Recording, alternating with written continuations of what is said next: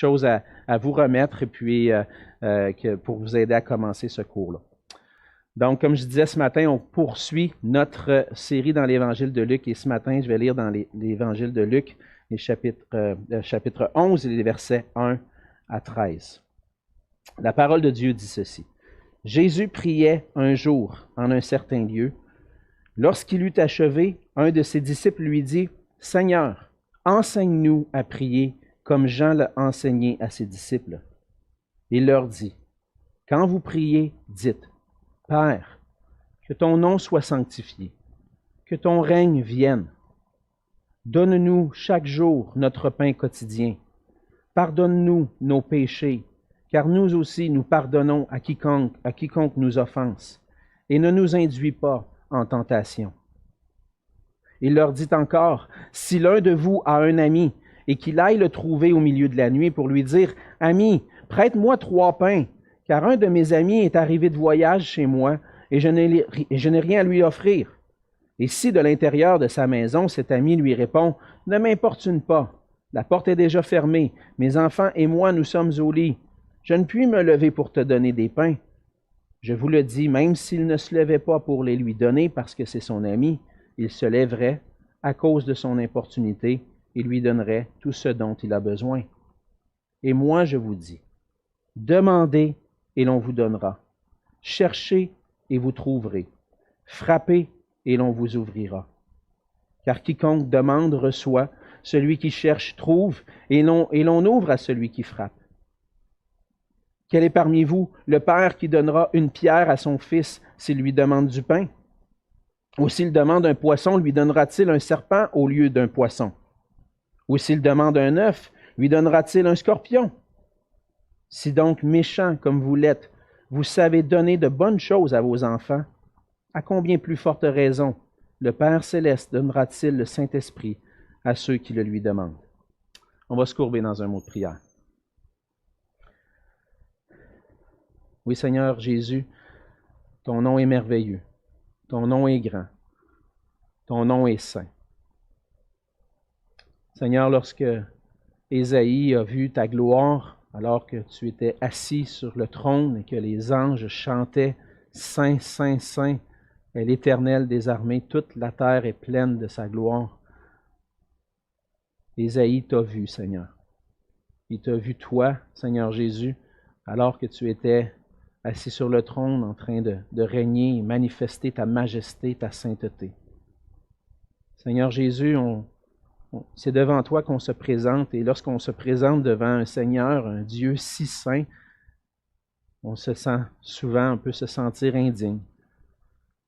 Mais par ta grâce, Seigneur Jésus, par ton amour envers nous, par le salut merveilleux que tu as accompli pour nous à la croix, c'est maintenant possible pour nous de pouvoir nous présenter devant toi sans avoir à craindre quoi que ce soit, parce qu'il n'y a plus de condamnation pour ceux qui sont en Jésus-Christ.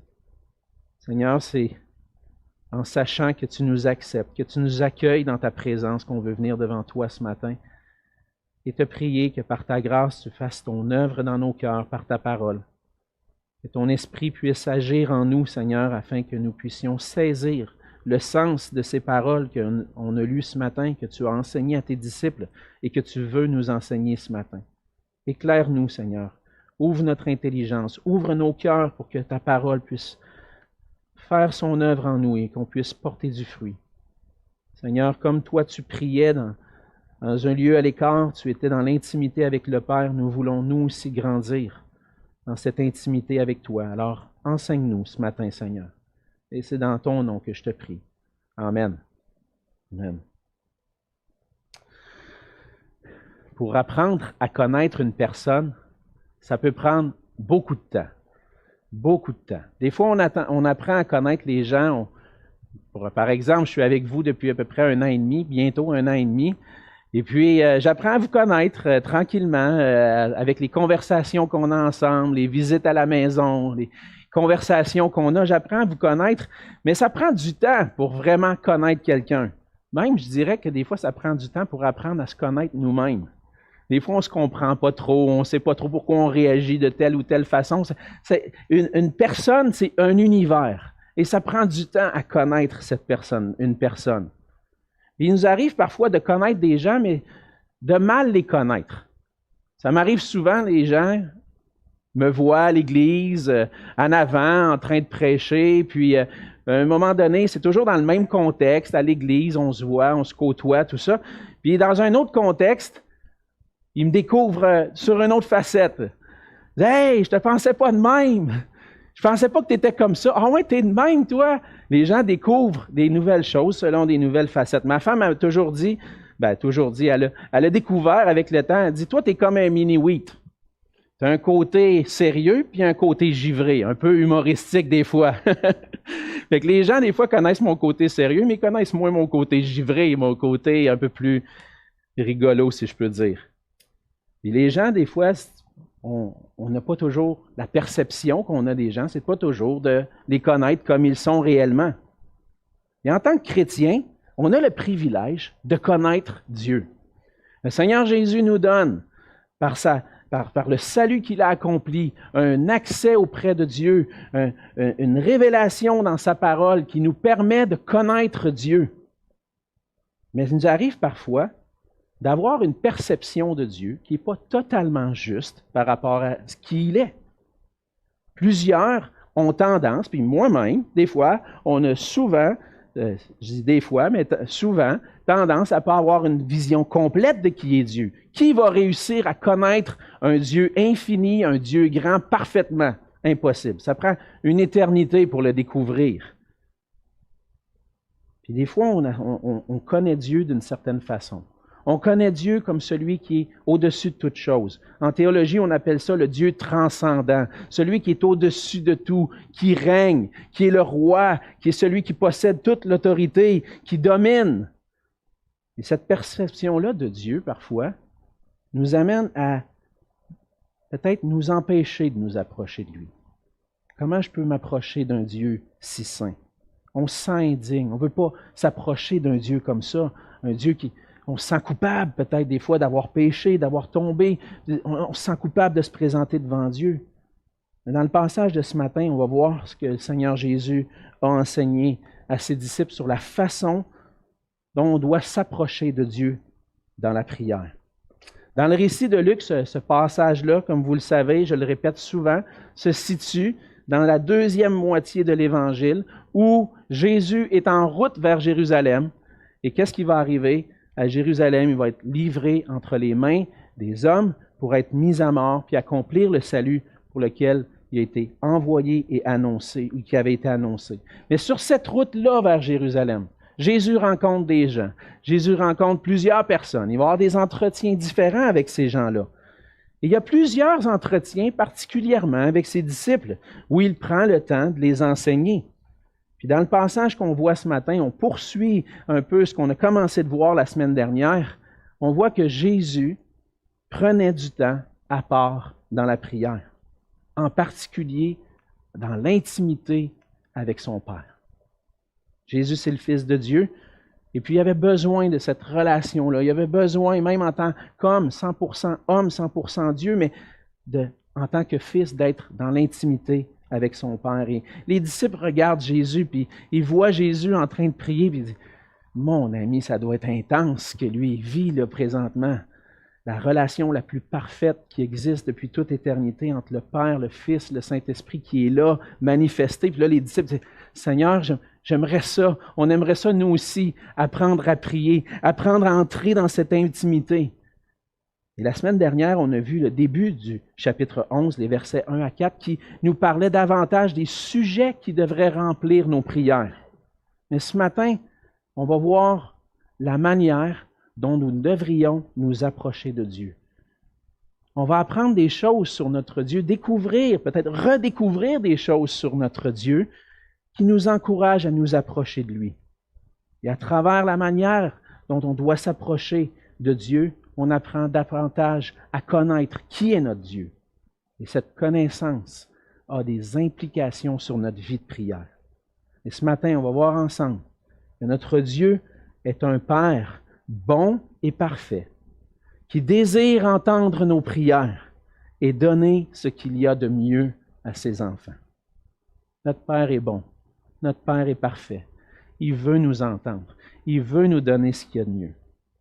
Alors, sachant que notre Père est bon, qu'on a un Père bon et parfait en notre Dieu, on veut s'approcher de lui. On va voir de trois façons dont on peut s'approcher de lui. Premièrement, on va voir, on doit s'approcher de lui avec courage, avec audace.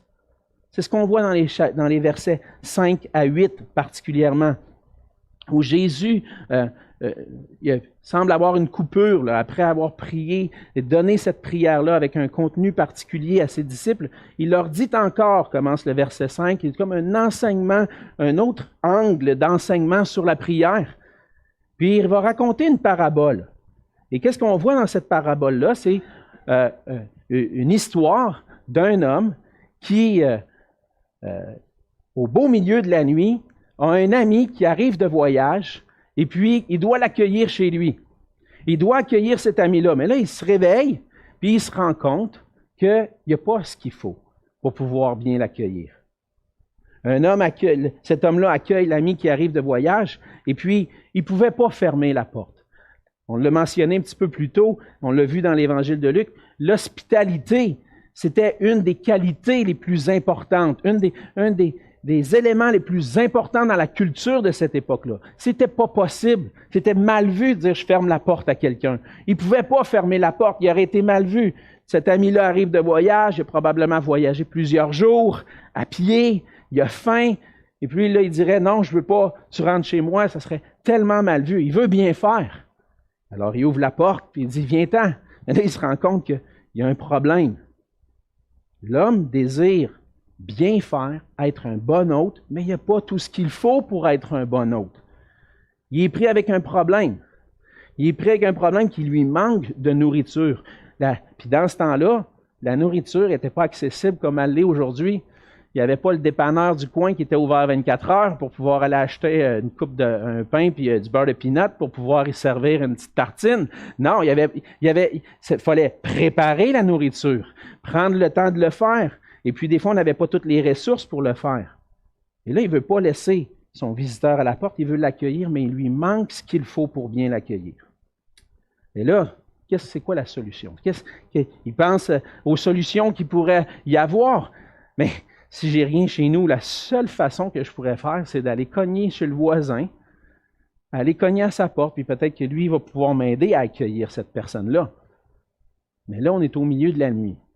À minuit le soir, disons, au milieu de la nuit, tout le monde est couché.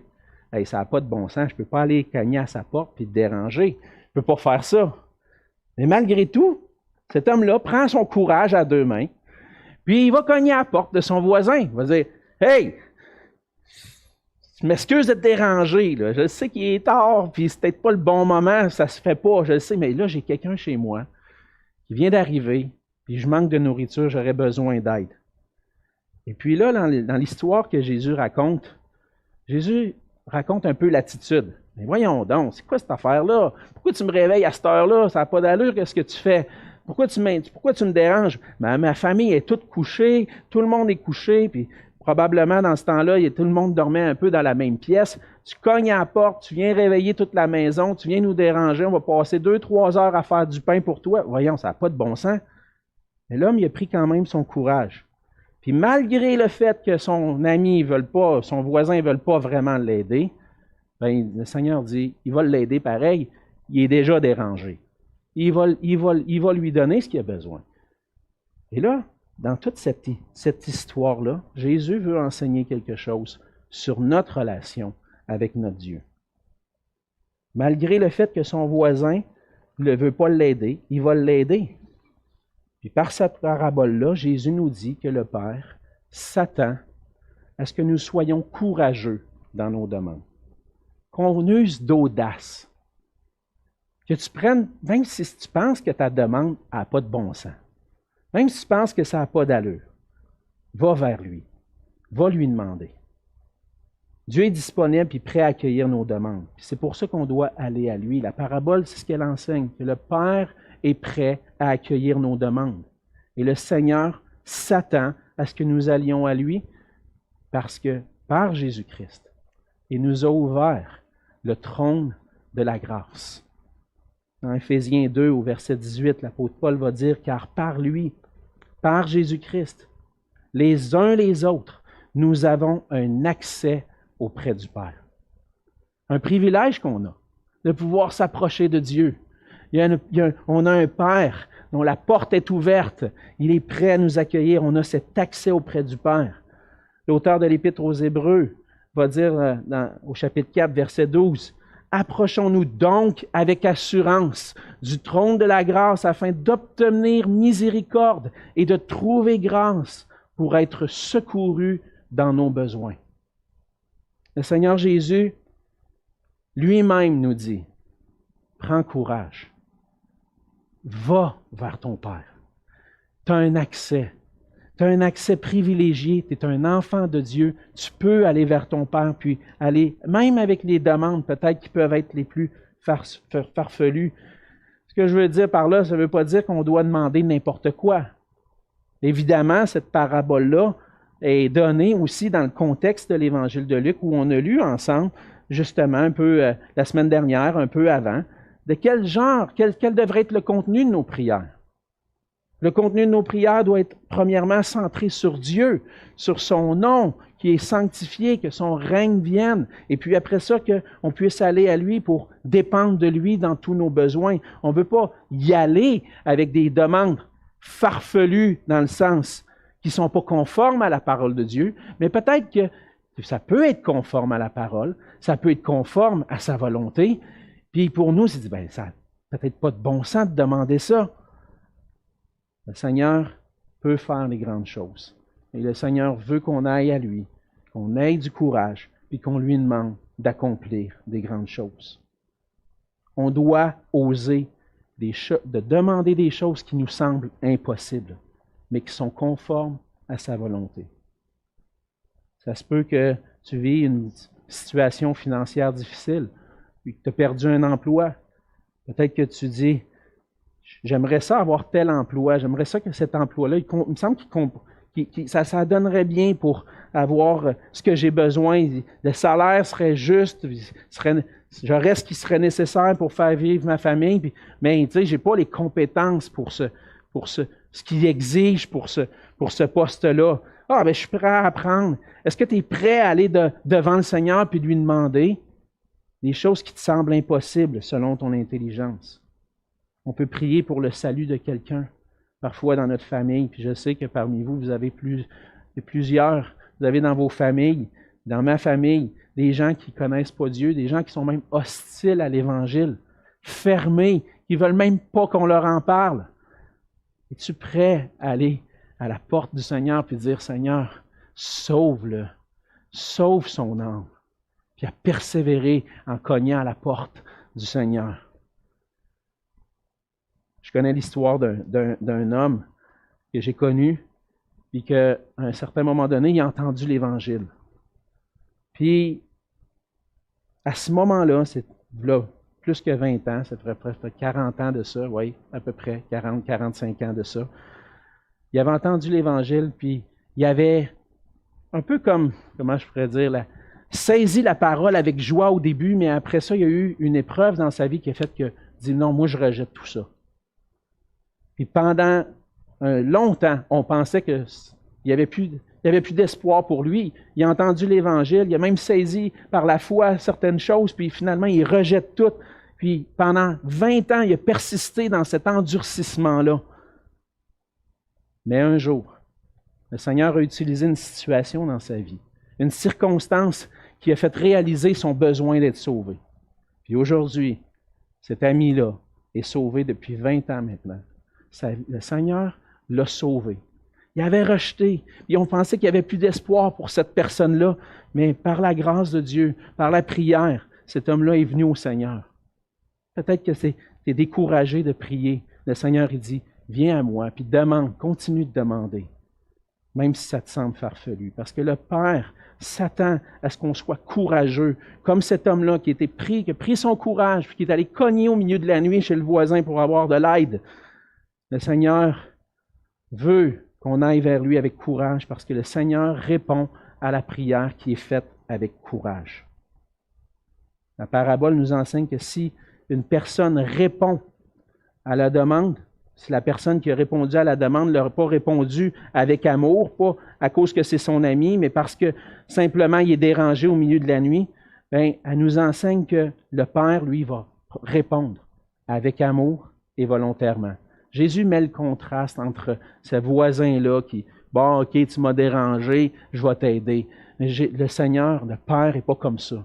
Lui, il est prêt, il dit, viens à moi. Pose, demande-moi ce que tu désires le plus pour ma gloire. Demande-moi, puis je vais répondre. Le Seigneur répond à nos prières, des fois par une réponse négative parce que ça ne cadre pas selon sa volonté, ou peut-être que des fois, ce n'est pas le bon moment, le moment où il veut le manifester. Jésus même a fait une demande qui n'était pas selon la volonté de Dieu. Vous vous rappelez? Dans le jardin de Gethsémani, si cette coupe peut s'éloigner de moi, si ça pouvait être possible, Père, permets-le. Est-ce que c'était la volonté de Dieu? Non. Il est allé jusqu'à la croix quand même. Mais Jésus a osé demander, s'il y a un moyen là, que je ne puisse pas aller jusque-là, permets que je puisse. Puis à la fin, il a dit, mais pas ma volonté, mais la tienne. Et ça se peut que des fois, on pense qu'on demande des choses qui pourraient être selon la volonté de Dieu, mais finalement, ça ne l'est pas. Et c'est sûr qu'on va recevoir des réponses négatives. Est-ce que c'est parce que Dieu est moins bon pour ça? Non, c'est parce que Dieu sait ce qu'il y a de mieux pour nous. On peut recevoir une réponse positive. On ne s'entendait pas. On a prié, puis finalement, le Seigneur a répondu, bien, merci Seigneur. Et des fois, le Seigneur veut exercer notre patience aussi, notre persévérance à prier. Alors, le Seigneur répond à nos prières. Et le Seigneur répond à la prière qui est faite avec courage. On doit aller à lui, s'attendre à ce qu'il réponde à nos prières. Le problème, c'est que souvent, on perd courage. On se décourage facilement. Puis moi, le premier. On a des requêtes de prière qu'on amène au Seigneur, puis ça, pendant peut-être quelques semaines, quelques mois, ça va être intense. On l'amène devant le Seigneur, puis à un moment donné, on voit que la réponse qu'on attend ne vient pas, puis on se décourage. On arrête. On arrête d'aller vers le Seigneur. On pense que ça ne donne plus rien finalement. Mais le Seigneur nous dit, viens à moi avec tes demandes. Viens, puis demande avec courage. Lâche pas. Une demande faite avec courage va conduire à une réponse de la part de Dieu. Donc, on doit prier notre Père avec courage. Un deuxième élément qu'on voit dans le passage, c'est qu'on doit prier notre Père avec une entière confiance en sa bonté. Cette parabole-là conduit Jésus au verset 9 et 10 vers une exhortation à 3 actions précises. Demander, chercher, frapper. Comme on l'a vu, le Seigneur veut qu'on demande. Le Seigneur s'attend à ce qu'on aille à lui pour faire connaître nos demandes avec courage. Le Seigneur Jésus nous donne ce commandement-là. C'est un impératif qu'on voit dans le passage. Demandez! Demandez! Je vous exhorte, allez-y auprès du Père. Demandez-le! Demandez! N'hésitez pas! Osez demander! C'est comme un enfant qui veut demander une permission à son père. Ça m'est arrivé des fois dans ma vie de vouloir demander une permission à mon père, puis je me dis, déjà d'avant, je sais qu'il va me dire non. Puis des fois, d'être surpris, j'ai osé demander, puis finalement, hey, merci! Des fois, il faut oser. Le Seigneur veut qu'on ait confiance en sa bonté. C'est pour ça qu'il dit demander. On a un bon Père qui veut ce qui est bon pour vous. Les psaumes sont souvent des exemples de prière que le Seigneur met à notre disposition, qui nous montrent ce que ceux qui dépendent de Dieu se permettent de dire au Seigneur. Et le psaume 13 est un bon exemple de quelqu'un qui a de l'audace pour aller parler de cette façon-là au Seigneur. Des fois, peut-être on n'oserait pas parler comme ça au Seigneur. Le psaume 13, versets 2 à 4. Le psalmiste dit, « Jusqu'à quand, Éternel, m'oublieras-tu sans cesse? Jusqu'à quand me cacheras-tu ta face? Jusqu'à quand aurai-je des soucis dans mon âme? Et chaque jour des chagrins dans mon cœur? Jusqu'à quand mon ennemi s'élèvera-t-il contre moi? Regarde, réponds-moi, Éternel, mon Dieu. Vous voyez que ça prend de l'audace, dire ça. Seigneur, jusqu'à quand tu vas permettre ça dans ma vie? Jusqu'à quand tu vas permettre ces choses-là? J'ai l'impression que tu m'oublies. J'ai l'impression que tu n'es pas là. C'est comme si je parle puis tu es sourd. Ça prend du courage de dire ça au Seigneur. Puis il se passe quelque chose dans le psaume. Il y a comme une transition qui se passe. Parce qu'à la fin, le psaume va terminer. Il va dire, moi j'ai confiance en ta bonté. J'ai l'allégresse dans le cœur à cause de ton salut. Je chante à l'Éternel, car il m'a fait du bien. Moi, je pense qu'entre le verset 4 et 5 et le verset 6, il y a eu une réponse à la prière. Puis qu'est-ce que ça l'a fait? Tourner son cœur, dire, Seigneur, j'ai confiance maintenant. J'ai confiance à ta bonté. Et cette prière-là, dans le psaume 13, puis comme plein de prières dans les psaumes, sont pour nous un exemple de dire, il faut que j'aille au Seigneur, demander avec audace, mais d'avoir confiance que le Seigneur est bon et qu'il va répondre favorablement à la prière selon sa volonté. Si on demande au Seigneur, le Seigneur nous dit au verset 10, « Quiconque demande, reçoit. » On ne doit pas perdre courage. On ne doit pas arrêter, on doit demander. Le Seigneur nous a accordé le salut pour qu'on puisse vivre en relation avec lui. Il veut nous faire du bien. Il veut nous faire le plus grand bien. Il veut continuer de nous faire du bien. Puis on va voir à la fin du passage cette requête-là qu'il faut oser demander au Seigneur. Le Seigneur nous exhorte à demander parce que lorsqu'on demande, il va nous le donner. Il nous a aussi une exhortation, deuxième verbe qu'on voit dans le verset 9. Il dit « Demandez et l'on vous donnera, cherchez et vous trouverez ». Cette exhortation-là doit se faire, comme je le disais un peu tout à l'heure, en lien avec la prière du Notre Père. On a vu la semaine dernière, chercher la volonté de Dieu, que son nom soit sanctifié, que son règne vienne. Ce qu'on veut par-dessus tout, c'est que sa volonté s'accomplisse. On veut chercher, premièrement, le royaume de Dieu et sa justice. Le Seigneur nous dit que toutes sortes de choses qu'on peut être inquiet dans Matthieu 6, on peut être inquiet de toutes sortes de choses. Est-ce que je vais avoir assez de nourriture? Est-ce que je vais avoir des vêtements? Est-ce que je vais avoir un endroit pour dormir? On peut s'inquiéter de tout ça. Est-ce que j'ai assez d'argent pour boucler la fin du mois? On peut se poser toutes sortes de questions. Le Seigneur dit, cherchez d'abord le royaume de Dieu. Cherchez, vous allez trouver. Souvent, on peut prier en cherchant non pas la volonté de Dieu, mais notre volonté. On peut chercher en essayant de combler nos passions, comme dirait Jacques, des passions qui ne sont pas conformes à la volonté de Dieu. Mais en cherchant, le Seigneur veut travailler nos cœurs pour qu'on cherche premièrement sa volonté, la gloire de son nom et son royaume. Et si on cherche sa face, si on cherche sa volonté, le Seigneur nous dit qu'on va la trouver. Encore une fois, il nous exhorte à avoir confiance dans la bonté de Dieu. Si tu cherches, tu vas trouver. Dieu est bon. Tu cherches, tu vas trouver. Puis des fois, on peut se demander, est-ce que je vais vraiment trouver? Le Seigneur dit, si tu cherches, tu vas trouver. Si tu cherches la volonté de Dieu, si tu cherches sa face, tu vas voir sa face luire sur toi. Le Seigneur nous exhorte à chercher parce que lorsqu'on le cherche, on va le trouver. Lorsqu'on cherche Dieu, Dieu se laisse trouver par nous. La troisième exhortation, c'est frapper. Un peu comme cet homme-là a fait, il est allé chez son voisin, il a cogné à la porte au milieu de la nuit. Le Seigneur il dit, viens et frappe. Frappe à la porte. Cette exhortation-là nous montre que lorsqu'on prie, on s'en va frapper à la porte du ciel, à la porte du Seigneur, pour qu'il puisse nous ouvrir sa porte. Et des fois, on peut cogner à la porte longtemps. « Seigneur, es-tu là? Es-tu là? J'entends pas ta réponse. Seigneur, es-tu là? Peux-tu m'ouvrir? J'ai besoin de toi. » Cogne à la porte, frappe à la porte. C'est ça que Jésus dit. Vas-y, frappe. La porte est fermée. Mais il y a une promesse. La porte va s'ouvrir. Ça peut frapper longtemps. La porte va s'ouvrir.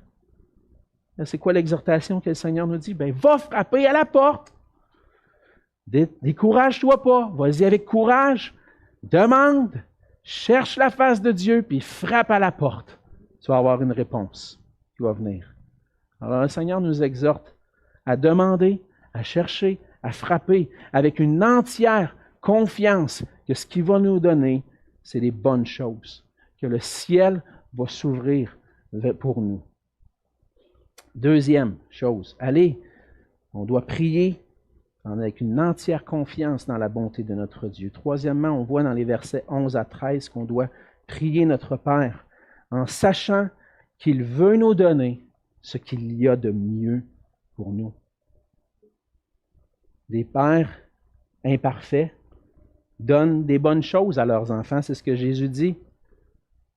Il nous traite un peu, il nous dit que vous êtes imparfaits. Il même va dire, vous êtes méchants au verset 13, vous êtes des pères méchants, vous êtes des parents méchants. Il n'y a personne parmi vous que si son fils lui demande du pain, qu'il va lui donner une roche. « Hey papa, j'ai faim. » Oui, mange ça, une roche à la table. Ça a-tu de l'allure? Ça n'a pas de bon sens. Il n'y a personne qui va faire ça. Tu vas-tu donner une roche à ton gars quand il te demande de la nourriture? Ben non, on ne fera pas ça. Puis si tu te demandes du poisson, tu vas-tu lui donner du serpent? Ben voyons donc, ça n'a pas d'allure ça. Puis si tu te demandes un œuf, tu vas-tu lui donner un scorpion? Ben non, on ne va pas lui donner un scorpion. Voyons. Ben t'es méchant, t'es imparfait. Puis tu sais donner les bonnes choses à tes enfants. Tu ne feras jamais ça, une affaire de même. Ben imagine-toi le Père qui est parfait. Qu'est-ce qu'il va te donner? Qu'est-ce qu'il peut te donner? Il va te donner ce qu'il y a de mieux. Il va te donner ce qu'il y a de mieux. Un Père parfait donne ce qu'il y a de mieux à ses enfants. Quand on se compare à Dieu, on voit qu'on est vraiment des pères imparfaits, puis on sait donner des bonnes choses. Dieu va donner la meilleure chose à ses enfants. Et tout ce qu'il nous donne concourt à notre bien. Dieu est un bien meilleur Père que nous. Alors c'est encore plus évident qu'il va donner des bonnes choses à ses enfants. Par Jésus, le Seigneur nous a donné ce qu'il y avait de plus précieux, une relation intime avec lui. Il nous a donné le bonheur, la vie éternelle, le pardon de nos péchés. Il nous a comblés de bénédictions. Allez lire Éphésiens 1, puis ce que l'apôtre Paul dit sur les bénédictions spirituelles qu'on a trouvées en Jésus-Christ. Imaginez, il est tellement bon, il vous a donné ce qu'il y a de mieux, une réconciliation avec lui. Mais le Seigneur est allé un pas plus loin. Parce qu'il ne nous a pas juste réconciliés avec lui, mais il nous a donné sa présence. Dans le verset 13, le Seigneur Jésus dit « À combien plus forte raison le Père céleste donnera-t-il le Saint-Esprit à ceux qui le lui demandent? » Et là, je pense que c'est important de placer ce verset-là dans le contexte où il se trouve. Parce qu'il y a eu des moments dans l'histoire d'Israël où le peuple d'Israël a goûté la présence de Dieu au milieu d'eux, à travers le temple, à travers le fait que le Seigneur habitait en esprit parmi certains hommes qui dirigeaient le peuple. Mais Dieu avait promis un jour que son esprit serait répandu sur tous ceux qui font partie de son peuple. Le Seigneur nous a réconciliés avec lui. Mais depuis le jour de la Pentecôte, le jour où le Seigneur Jésus a répandu son esprit sur ses enfants, sur ses disciples.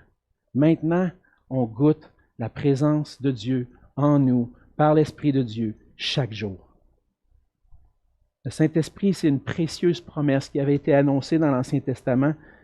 Et à travers le Saint-Esprit, on peut jouir de ce qu'il y a de mieux, la présence de Dieu dans nos vies. Est-ce que notre Dieu est bon? Est-ce qu'on peut aller avec lui, devant lui, avec courage, demander. Oui, parce qu'il donne ce qu'il y a de mieux à ses enfants. Il nous a donné son esprit. Et le Saint-Esprit, c'est celui qui avait été promis, qui nous a été donné. Et notre Père nous donne son esprit pour plusieurs raisons. On voit entre autres, justement, pour goûter sa présence. Dans Jean 14, les versets 15 à 18, Jésus va dire « Si vous m'aimez, gardez mes commandements. Et moi, je prierai le Père, et il vous donnera un autre consolateur, afin qu'il demeure éternellement avec vous. L'Esprit de vérité, que le monde ne peut recevoir, parce qu'il ne le voit point, ne le connaît point. Mais vous, vous le connaissez, car il demeure avec vous, et il sera en vous. Je ne vous laisserai pas orphelins, je viendrai à vous. Le peuple d'Israël avait connu ce que c'était de goûter la présence de l'Esprit de Dieu. Mais il y a quelque chose que Jésus dit, vous le connaissez parce qu'il demeure avec vous. Mais là, ça va aller une étape plus loin.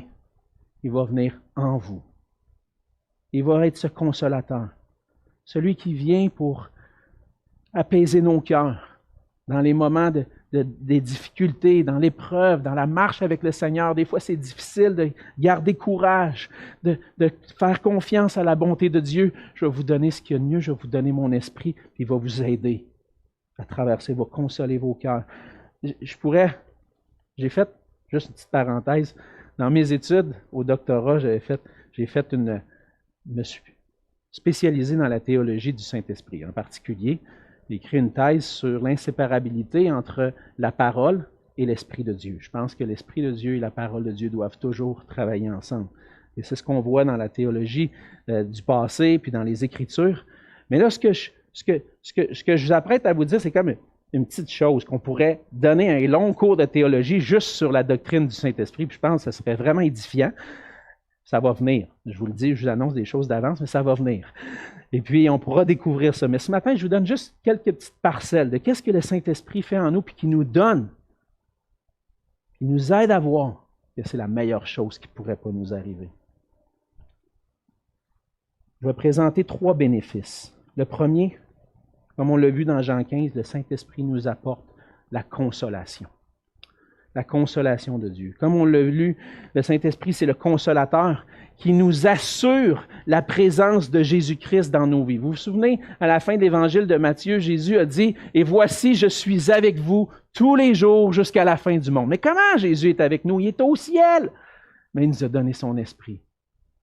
Il dit « Je ne vous laisserai pas orphelins, je viendrai à vous. » L'Esprit de Christ qui vit en nous, c'est l'Esprit de Dieu, c'est l'Esprit de Christ aussi. Et par sa présence en nous, on vit comme si un bénéfice que même les disciples de Jésus à ce moment-là n'ont pas vécu. La présence du Saint-Esprit en nous apporte la présence de Christ. Chaque instant, chaque jour, je peux compter sur la présence de Dieu et de Christ dans ma vie. Puis le Saint-Esprit m'apporte, je vous ai parlé d'inséparabilité de la parole et de l'Esprit. Comment le Saint-Esprit m'apporte la consolation? À travers la parole. Lorsque j'ouvre les Écritures, je lis ce que Dieu veut me dire. Puis le Saint-Esprit qui agit en moi, il m'aide à comprendre ça. Il m'aide à l'appliquer à mon cœur. Puis des fois, vous l'avez certainement vécu dans votre vie, dans votre temps personnel avec le Seigneur. Des fois, vous vivez quelque chose, puis là, vous ouvrez les Écritures dans votre lecture quotidienne, vous êtes rendu à un endroit, puis mon ami, il ne pouvait pas avoir meilleur passage que ça pour moi un matin. Le Seigneur, par sa parole, vient nous consoler. Il vient nous soutenir.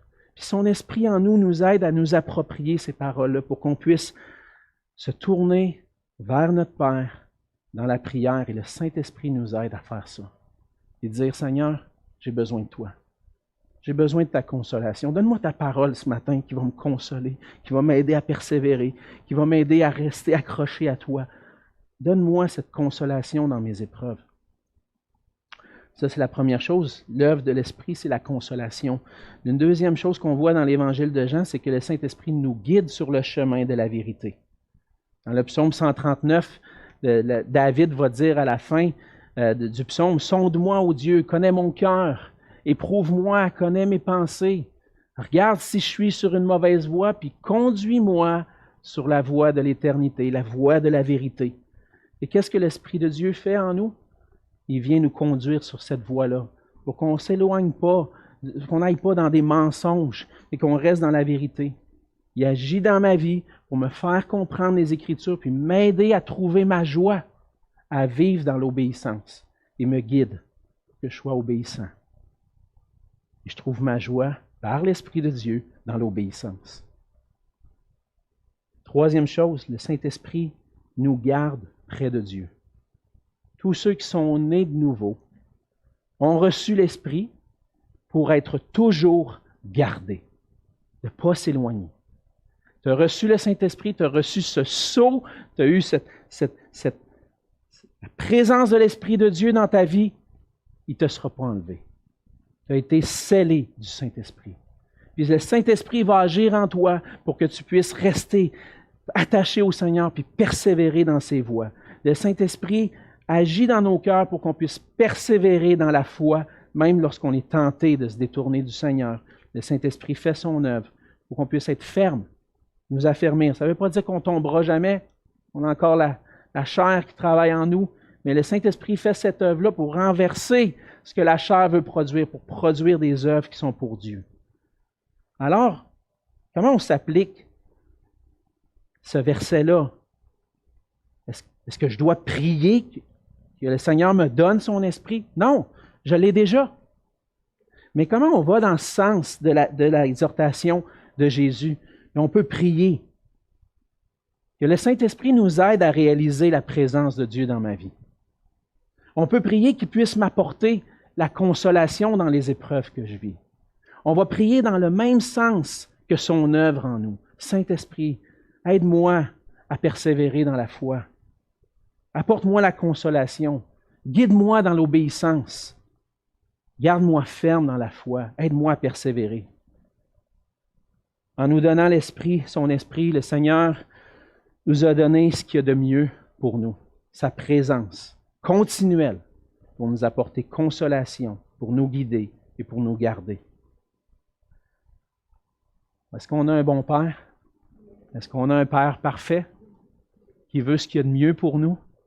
Ce qu'il y a de mieux pour nous, c'est sa présence dans nos vies. Le Seigneur nous l'a donné par Jésus-Christ. Notre Dieu est un Père bon et parfait qui désire entendre nos prières et nous donner ce qu'il y a de mieux. On doit aller devant lui avec courage, demander avec courage. On doit aller devant lui avec une entière confiance en sa bonté. On doit aller à lui, sachant qu'il veut nous donner ce qu'il y a de mieux. Les disciples ont demandé à Jésus, « Enseigne-nous à prier. » Et lorsqu'on reçoit les enseignements de Jésus sur la prière, on entend son exhortation, « Approchez-vous de Dieu. Approchez-vous. Allez à lui. » Puis notre Père veut nous accueillir dans sa présence, nous faire part des multiples bénédictions spirituelles qui se trouvent auprès de lui. Allons-nous aller auprès de lui? Si on veut goûter ces bénédictions, on doit s'approcher de lui dans la prière. Demandez, vous allez recevoir. Cherchez, vous allez trouver. Frappez, on va vous ouvrir. Au milieu de l'hiver, je me souviens quand j'étais jeune, on était au milieu de l'hiver, il faisait froid dehors. Il fallait jouer. J'ai parlé souvent, je joue au hockey avec mon frère à l'extérieur. Hein, on met les patins, il fait moins 15, puis on s'en va à la patinoire, on revient à la maison, les joues rouges, puis tout ça. Puis bien souvent, ma mère, des fois, elle avait préparé une soupe ou un chocolat chaud. Qu'est-ce qu'il y a de mieux que ça, hein? Quand tu rentres de dehors, aller jouer dehors l'hiver, les joues rouges, puis là, tu as une bonne soupe, ça fait chaud au cœur, hein? Il y a un de mes pasteurs, le pasteur de mon enfance, qui a écrit une introduction, une préface dans un livre sur la prière d'Andrew Murray. Il a dit, le Seigneur, il est comme une bonne maman qui a préparé des bons biscuits chauds, une bonne soupe chaude, un bon chocolat chaud pour les enfants qui viennent et qui rentrent de dehors. Le Seigneur est comme ça. Vas-tu aller avec lui? Vas-tu aller dans sa présence pour recevoir le réconfort, la consolation, le secours que tu as besoin? Si on veut goûter la bénédiction du Seigneur, il faut aller dans sa présence. Et comme disciples de Jésus-Christ, on a tous un privilège. Le privilège de nous approcher de Dieu avec confiance. Alors, allons auprès de lui. Allons auprès de notre Dieu. Prions que notre Dieu nous accorde ce qu'il y a de mieux pour nous. Prions ensemble. Seigneur notre Dieu, on veut te dire merci pour ta parole. Merci encore une fois, Seigneur Jésus, de nous avoir enseigné à prier. Et Seigneur, un des défis pour nous, c'est de trouver ce temps pour s'arrêter, trouver du temps pour aller près de toi. Comme on l'a vu avec l'histoire de Marthe et Marie, on peut être préoccupé, occupé, distraits par toutes sortes de choses. Seigneur, aide-nous à mettre les priorités au bon endroit, à trouver du temps, mettre à part du temps, trouver un endroit à part, Seigneur, pour être avec toi. Seigneur, qu'on puisse trouver auprès de toi le secours, la consolation, et que ça puisse, Seigneur, nous donner cette joie de pouvoir prendre du temps avec toi dans la prière. Merci, Père, d'être un Père bon et parfait, qui nous donne ce qu'il y a de mieux pour nous, même si nous, on ne méritait rien. On méritait, au contraire, la malédiction. Mais toi, tu veux nous bénir. Aide-nous, Seigneur, à trouver la bénédiction auprès de toi dans la prière. C'est en ton nom que je te prie. Amen.